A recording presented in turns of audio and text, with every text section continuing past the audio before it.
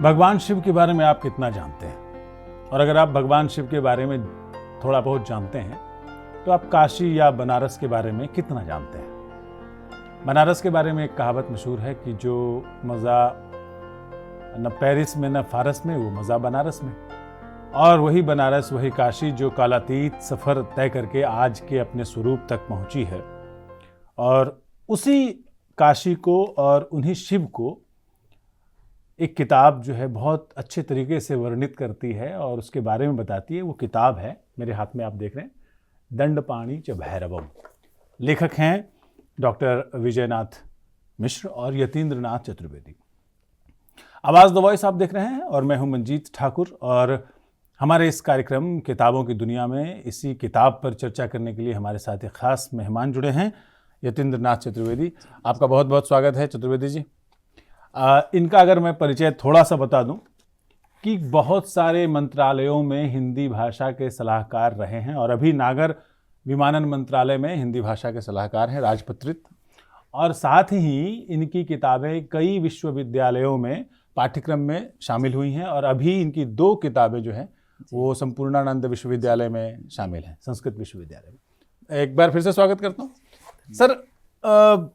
एक जो लेखक हैं वो न्यूरोलॉजिस्ट हैं और आप जो हैं वो साहित्य और संस्कृत वाङ्मय से जुड़े हुए हैं। तो मेरा प्रश्न तो पहला जो स्वाभाविक है वो यही होगा कि यतीन्द्रनाथ चतुर्वेदी और विजयनाथ मिश्र मिले कैसे, और कैसे इस विषय पर, बनारस पर, वाराणसी पर, काशी पर और शिव पर आधारित एक किताब का विचार जन्मा?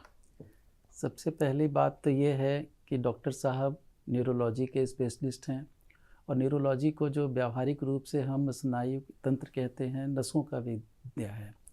और साहित्य भी कहीं न कहीं हमारे पूरी परंपरा के नब्ज़ साहित्य रखता है। तो नब्ज़ कहें या हम नसों का चिकित्सक कहें, वह दोनों कहीं न कहीं एक ही कार्य कर रहे हैं। दूसरी बात है कि जब हम काशी में रहते हुए बात करते हैं तो काशी स्वयं में भगवान ने उसको मानव शरीर के तरीके से बसाया है। तो काशी स्वयं में एक परंपरागत मानव शरीर की तरह, क्योंकि पशुपति हम जब बोलते हैं शिव को, तो जो हमारे पशु का मतलब है हम स्नायु तंत्र, तो जो नाड़ियों में बना हुआ मानव शरीर है उसके ही नाथ पाशुपति नाथ हैं, शिव हैं। तो शिव का काशी से और साहित्य का काशी से और विज्ञान का भी, चिकित्सा का भी काशी से बड़ा गहरा नाता है। और जी मैं एक प्रश्न पूछना चाह रहा था कि वाराणसी तो हम वरुणा और 80 नदियों के नाम से जानते हैं, काशी जानते हैं कि शिव जी के त्रिशूल से बसा है। आपने अपनी किताब में जिक्र किया है पंचनद।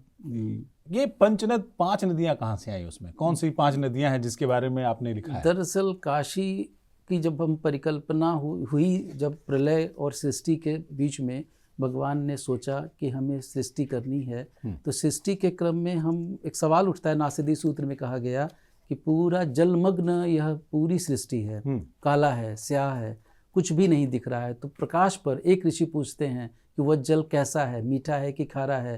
तो ऋषि दूसरे बताते हैं कि नहीं पता।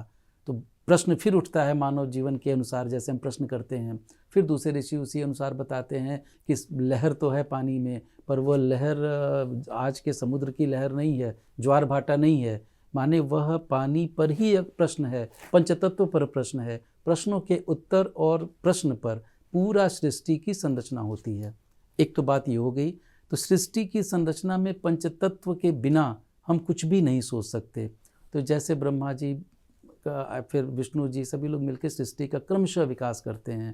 तो जब हम काशी का नाम लेते हैं तो काशी वह नाव है भगवान की जो 2 युगों के बीच में हमें इस पार से उस पार ले जाती है। एक प्रश्न बीच में जी, आपने नासदीय सूक्त का जो किया, आपने जिक्र किया, नासदीय सूक्त में जितना उसका हिंदी अनुवाद जो हमने पढ़ा है कि उसके हिसाब से जिसके पहले सत्य नहीं था, असत भी नहीं था, अंधकार भी नहीं, प्रकाश भी नहीं, तो वहां पर काशी कहाँ फिट होती है? वहाँ इसलिए फिट होती है कि इसके भी बीच में, माने जब सृष्टि प्रलय है, लेकिन प्रलय काल में भी हम सृष्टि के क्रम में काशी नहीं डूब रही है, ऐसा शिव ने अपने त्रिशूल के ऊपर रखा है।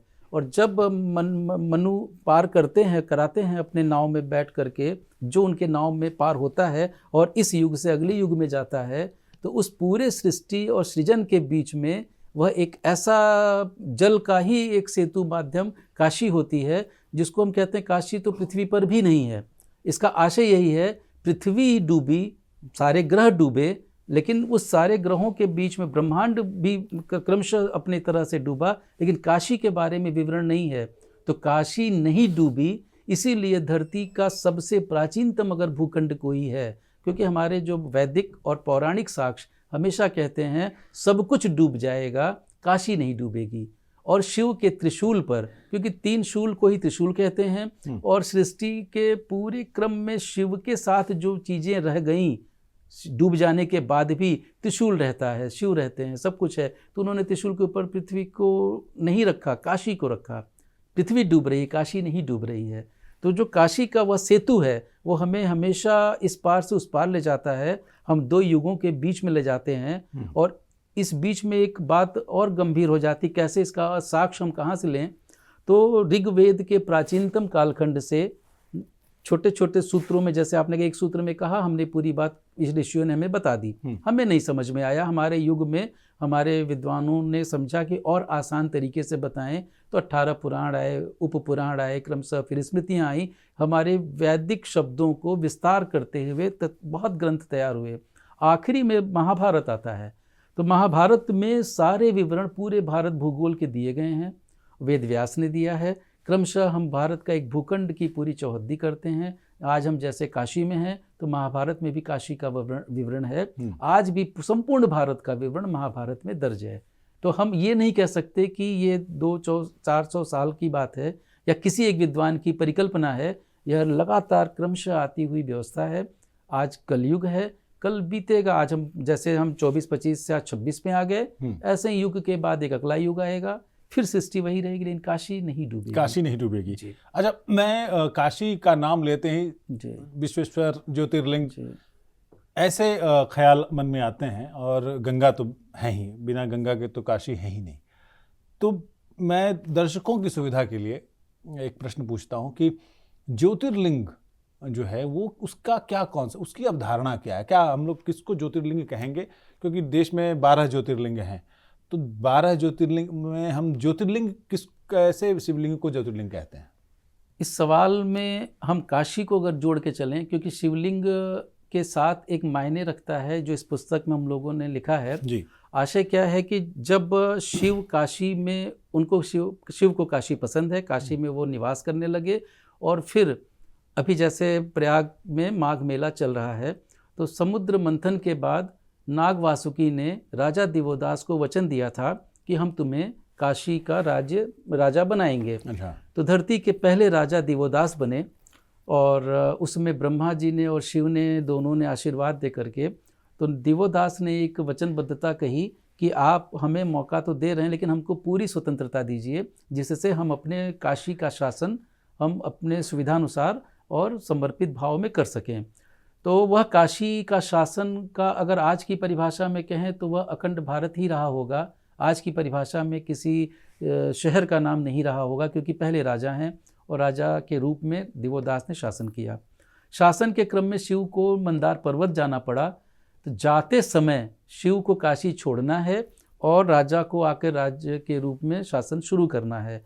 तो देवताओं के बीच में एक बात आई, जब आप काशी छोड़ रहे हैं तो मेरे पास क्या रहेगा? तो शिव ने पहली बार अपने गुरु अवमुक्तेश्वर से कहा, आप यहीं विराजित करिए। आज भी अवमुक्तेश्वर की परिकल्पना है, तो इस धरती का पहला शिवलिंग काशी में स्थापित उन्होंने किया, जिसको हम अवमुक्तेश्वर शिवलिंग कहते हैं, और उसका इस पुस्तक में विवरण भी है। तो अवमुक्तेश्वर शिवलिंग वह शिव का स्वरूप है कि काशी शिव तो चले गए मंदार पर्वत, लेकिन उन्होंने लिंग स्वरूप में विराजित जो तब के हुए वो आज तक लगातार क्रमशः कालातीत समय से आज तक उपलब्ध हैं। और इसी अवमुक्तेश्वर के कारण काशी को मोक्ष की नगरी कही गई, क्योंकि मोक्ष की जो परिकल्पना है, शिवलिंग तो 12 ज्योतिर्लिंग हर जगह है, 12 जगहों पे, लेकिन मोक्ष का जहाँ परिकल्पना बनती है वो अविमुक्त शिवलिंग के कारण बनती है, जो काशी में है। काशी में जी, तो शिव जो गए जरूर, लेकिन ज्योतिर्लिंग के रूप में अवमुक्तेश्वर शिवलिंग काशी में तब से आज तक विराजित है। जी। देखिए, एक प्रश्न जो है कि किताब में बहुत सारे अध्याय हैं, अगर मैं दर्शकों को बताऊं कि जैसे बीजाक्षर, बेबसी के दिन, ढाढ़स की रातें हैं, आधारशिला, ज्योतिर्लिंग, 14 लोक, त्रिनेत्र, शिवलिंग क्या है, इन सब पर हम थोड़ा थोड़ा जानने की कोशिश करेंगे। लेकिन एक प्रश्न जो संख्या के हिसाब से मेरे मन में आ रहा है, क्यों आ रहा है ये भी मैं बताऊंगा, कि शिव जी के त्रिशूल है और वो त्रिपुंड लगाते हैं, 3 2 संख्या है। मैं वैद्यनाथ धाम देवघर से हूँ, तो हमारे वैद्यनाथ धाम में, देवघर में जो रावणेश्वर महादेव है, वहाँ शिवलिंग पर जो त्रिशूल नहीं है वहाँ पे पंचशूल है। तो ये त्रिशूल और पंचशूल का कॉन्सेप्ट अगर थोड़ा सा विस्तार से बता दें। दरअसल जब हम नासदी सूत्र में ही कंसेप्ट है, अगर त्रिशूल हमारे यहाँ शूल है, शूल हमारे प्रकृति का एक हिस्सा है, तो शिव ने त्रिशूल में ही एक शूल में हमारे मानव जीवन के शूल को समाहित कर लिया। अच्छा, तो इसीलिए त्रिशूल को हमारे, बिना त्रिशूल के शिव को नहीं कहीं भी आकृति में देखा जाए, त्रिशूल हमेशा होता है, क्योंकि एक शिव के साथ संपूर्ण भारतीय परंपरा है। तो जितने हमारे अवयव हैं, तो कहीं पंचशूल है, कहीं त्रिशूल है, तो त्रिशूल ही मूल माना गया है। उसके बाद हम विस्तार में भले बाकी चीज़ों को दूसरे तरीके से प्रबंधित किया जा सकता है। तो जो हमारे 3 शूल हैं, उसको पहली बार शिव ने उसी त्रिशूल में समाहित किया, इसलिए त्रिशूल को सबसे बड़ा अस्त्र भी माना गया। और शिव के त्रिशूल के साथ रहने के कारण हमारा जो मानवीय पारिवारिक जीवन है वह सुख और समृद्धि के साथ आगे बढ़ता है। इस त्रिशूल का होना शिव के संरक्षत्व का बहुत बड़ा एक हमारे मानव जीवन के लिए आवश्यक अंग है। इसलिए शिव हमेशा त्रिशूल के रूप में मिलते हैं, और जब जब एक भी शूल प्रभावित करता है तब शिव का त्रिशूल ही वहाँ काम करता है। इसीलिए आप देखेंगे जब शिव ज़्यादातर प्रहार नहीं करते, लेकिन जब शिव प्रहार करते तो त्रिशूल का उनका स्वरूप जरूर आता है। तो सात्विक स्वभाव में तो त्रिशूल संरक्षण का कारण है। हमारे सारे शूल को उन्होंने 3 शूल में बांट दिया। अच्छा, 1 2 3 संख्या से जुड़ा हुआ शिव से 2 प्रश्न हो रहे हैं। एक है उनके त्रिनेत्र, 3 आंखें हैं। तीसरा नेत्र, जब सबने, हमारे दर्शकों ने सुना होगा कि कामदेव ने जब उनको प्रभावित करने की कोशिश की तो तीसरा नेत्र खोल के उसको भस्म कर दिया। तो त्रिनेत्र का क्या संकल्पना है पहला, और त्रिपुंड की क्या, वो भी 3। त्रिपुंड में क्या है कि हमारे यहाँ सनातन धर्म में हम मस्तक को भगवान का रूप कहा गया है, और परंपरागत तरीके से जितने भी सनातन परंपरा है, शैव हो, वैष्णव हो, स्मार्त हो, अपने अपने देवताओं के प्रकृति के रूप में वो मस्तक पर तिलक करते हैं। और यहाँ पर त्रिपुंड जब हम लगाते हैं माथे पर, तो एक एक त्रिपुंड में सारे देवता आ जाते हैं। 27 का उनका कंसेप्ट है। तो हम जब इस माथे के छोर से लेके उस माथे तक जाते हैं, तो उस पूरे क्रम में 27 देवताओं का आह्वान होता है। और विधान तो यहाँ तक कहा गया है, अगर सनातन धर्म में हम त्रिपुंड ही लगा लेते हैं तो हम त्रिदेव के रूप में तीनों देवताओं को, और त्रिपुंड में एक बिंदी लगती है तो हम शक्ति की भी उपासना कर लेते हैं। तो त्रिपुंड के बिना हमारे बहुत पूजा संभव नहीं हो पाती।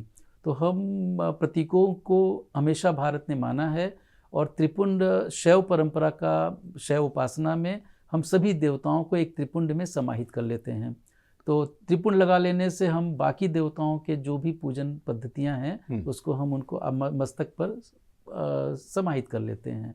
और माथे पे देवता को बैठाना हमारे यहाँ बड़ा पवित्रतम माना गया है। और विधान तो ये भी कहा गया है कि अगर हम त्रिपुंड नहीं लगाए हैं तो हमारे पूजन में कुछ न कुछ कमी रह गई है। हाँ। त्रिनेत्र वाला, क्योंकि मैंने सुना है किसी कहानी में, किसी पौराणिक कथा में मैंने पढ़ा है कि एक बार पार्वती ने प्रेम में भरकर भगवान शिव के दोनों आंखें बंद कर दी और पूरी दुनिया में अंधेरा छा गया। फिर क्या हुआ? शिव का कंसेप्ट ये है कि 2 आँखों की तरह से वो देख रहे हैं, तीसरी आँख उन्होंने बंद रखी है, जिसको हम कहते हैं वो जागृत अवस्था में है, लेकिन वह सुषुप्ता अवस्था में उन्होंने रखा हुआ है। तो वह तभी जब प्रलय काल में ही वह खुलता है, जिसको हम कहते हैं अग्नि का स्वरूप है। तो अग्नि के रूप में जब उन्होंने भस्म करने के लिए, एक बार कामदेव की बात आती है, और शिव के त्रिपुंड को जब जागृत हुआ है तब प्रलय आया है। और उसमें उनके साथ एक आंसू का भी पक्ष है कि जब एक समाज के अवयव जब समाज में प्रभावित होते हैं तो शिव का त्रिनेत्र खुलता है, और त्रिनेत्र स्वयं में एक उनका जो नटराज मुद्रा है, प्रलयंकारी स्वरूप है, इसीलिए हमारे यहाँ त्रिनेत्र को हमेशा बंद रखने का ही स्वभाव शिव को कहा गया है। और कुछ ही बार 3-4 बार ही खुला है, और जब जब खुला है तब तब त्रासदी प्रकृति त्राही त्राही करने लगी। तो कारण चाहे जो रहे हों, तो शिव ने हमेशा त्रिनेत्र में तीसरी आंख को बंद रखा है, तीसरी आंख को बंद रखा है। भगवान शिव से जुड़ी हुई एक बहुत महत्वपूर्ण बात जी, क्योंकि इससे प्रश्न एक निकलेगा, वो भी बहुत महत्वपूर्ण होने वाला है, चतुर्वेदी जी जवाब देंगे इसका। भगवान शिव का वाहन है नंदी, जो अगर आप समझें तो वृषभ है। अगर आप माता गौरी का वाहन देखें तो शेर है, बाघ या आयाल वाला शेर, सिंह। कार्तिकेय के वाहन है मयूर, शिव जी के गले में है सांप, और जो गणेश जी हैं उनके वाहन हैं मूषक। अब कायदे से जहाँ पर भगवान शिव जहाँ रहते हैं कैलाश पर, वहाँ पर घास का एक तिनका भी नहीं उगता, तो वृषभ कैसे जीवित रहता है।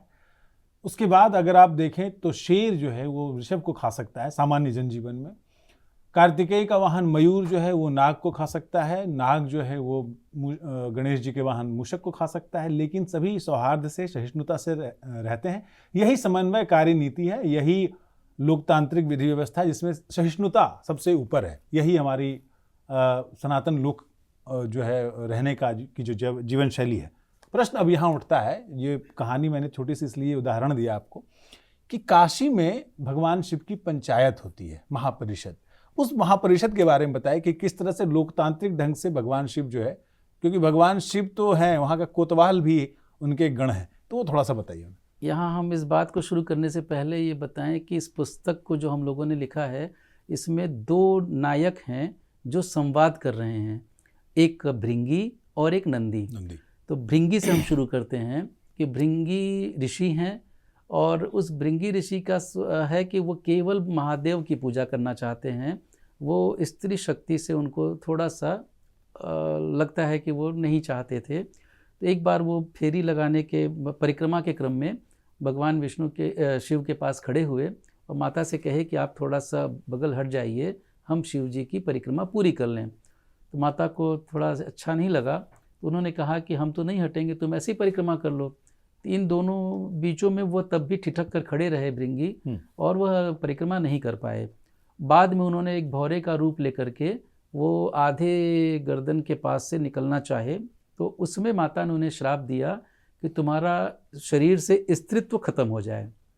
तो मानव जीवन में हर मनुष्य के शरीर में आधा नारी शक्ति है और आधा पुरुष शक्ति है। तो इस श्राप के वशीभूत होकर वह कराहने लगे, और चूंकि शिव के पास थे तो मृत्यु हो नहीं सकती थी, और जीवन का अस्तित्व उनका छीना जा चुका है, तो वह जीवित भी नहीं रह पा रहे हैं और मृत्यु तक जा नहीं पा रहे हैं। कराहते हुए वो परेशान जब हुए, शिव को दया आई, फिर इन्होंने उनसे क्षमा याचना की, और एक पूरा विस्तृत विवरण है। और उसके बाद माता के शिव के जी के कहने पे माता ने उनको कहा कि ठीक है, तुम्हें क्षमादान करते हैं और दोबारा तुम्हारा शरीर हम स्वस्थ कर देते हैं। उस पर उन्होंने मना किया, भृंगी ने कहा कि चूंकि मुझसे अपराध हुआ है, इसलिए मेरे शरीर से आप उस बस कैसे खड़े हो जाएं, जीवित रहें, इतना तक करिए, स्त्रीत्व को भले आप जो भी समझें। लेकिन उन्होंने अपने अपराध का दंड स्वीकार करने की बात रखी। तो उन्होंने उनको 3 पैर अब उनका हुआ शिव के बाद। इस पुस्तक में फोटोग्राफ में है, आप देख सकते हैं कि 3 पैर वाले भृंगी अपने शरीर के साथ खड़े होते हैं और बताते हैं कि हम इस कमी के कारण और हमने ये स्वीकार किया। एक तो वो उनके गण हैं, आपने गणों की बात की, परिषद की। दूसरे नंदी हैं, नंदी की भी अल्पायु ही रही है, उनका जन्म में बहुत लंबा कालखंड, क्योंकि शिव के साथ एक और बात रही, इनके साथ जितने भी लोग रहे सबकी आयु छोटी ही रही, शिव ने सबकी आयु को लंबा किया। एक तो बड़ा विषय ये है। तो भृंगी और नंदी पूछते हैं, भृंगी बार बार नंदी से और भृंगी बार बार शिव के बारे में बताते हैं। अब काशी के क्रम में 2 ये गण हो गए जिनको हमेशा विशेषाधिकार है। आज भी हम ये कहते हैं कि नंदी से हम जो कहें शिव वो तुरंत मान लेंगे, माता भी वही मान लेंगी। इसीलिए आप देखें कि जितने भी देश के शिवलिंग हैं, शिव मंदिर हैं, गेट पर वहाँ पर नंदी बाहर खड़े होते हैं, और ये परंपरा काशी में भी है और पूरे देश में भी है। हम नंदी के दाहिने कान में कुछ बोलते हैं और वो सब इकट्ठा करते जाते हैं और जाके वो भगवान से कहते हैं अमुक भक्त आया था और उन्होंने ऐसा कहा, और फिर वो क्रमशः रहता है। तो ये 2 नंदी भृंगी हो गए। बाकी कचहरी पूरी है, मुकदमे आज भी काशी में एक मंदिर है जहाँ लोग मुकदमा देते हैं और भगवान तक बात जाती है। एक तो ये बात हो गई। तो सारे तरह के जो काशी के या शिव की परंपरा है, सभी जगह समन्वय है, एक दूसरे को किसी से डर नहीं है। अभय में सारा शिव दरबार अपने आप में जीवंत सृष्टि के आरंभ से लेकर आज तक है। तो ये जो हम लोग यतेंद्र जी से बात कर रहे हैं, वो इन किताबों के कुछ अध्यायों के कुछ टिप ऑफ द आइसबर्ग अगर आप कहें तो उस पर बात कर रहे हैं। अगर देखिए, भगवान शिव को और काशी को आज तक कोई जान नहीं पाया है, जानने की कोशिश कर सकता है, प्रयास किया जा सकता है।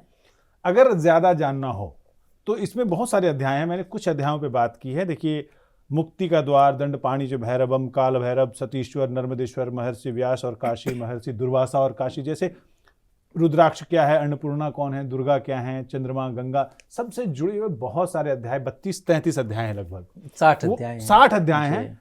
तो ये इस किताब में आपको मिलेंगे। ये मंजुल प्रकाशन से छपा है। मूल्य 299 रुपये, अमेजन पर भी उपलब्ध होगा और तमाम जो ई-कॉमर्स साइट है वहाँ पे भी होगा। और अगर आप किसी किताब की दुकान से खुद लेना चाहें तो भी है। तो मैं, जैसा कि मैंने कहा कि भगवान शिव और काशी के बारे में तो रावण खुद नहीं जान पाए, रहस्य हैं और अनंत हैं, अविकारी हैं, निरंकारी हैं, तो तमाम चीज़ें हैं। और बहुत अच्छा लगा आपसे बात करके। हालांकि हम लंबी बात को खींचना चाहते थे क्योंकि भगवान शिव पर बात करना तो बहुत ही आह्लादकारी अनुभव है, लेकिन आप हमारे स्टूडियो पधारे, आपका बहुत बहुत शुक्रिया सर। अगले हफ्ते फिर मिलेंगे किसी ऐसी ही शख्सियत के साथ जिन्होंने रचना से, अपने शब्दों से एक नया लोक, एक नया तजुर्बा, एक नया अनुभव आपके लिए उजागर किया है, किताबों के जरिए, लिखे हुए और बोले हुए शब्दों के जरिए। दीजिए विदा मंजीत ठाकुर को और हमारी पूरी टीम को। किताबों की दुनिया में फिर मिलेंगे अगले हफ्ते। नमस्कार।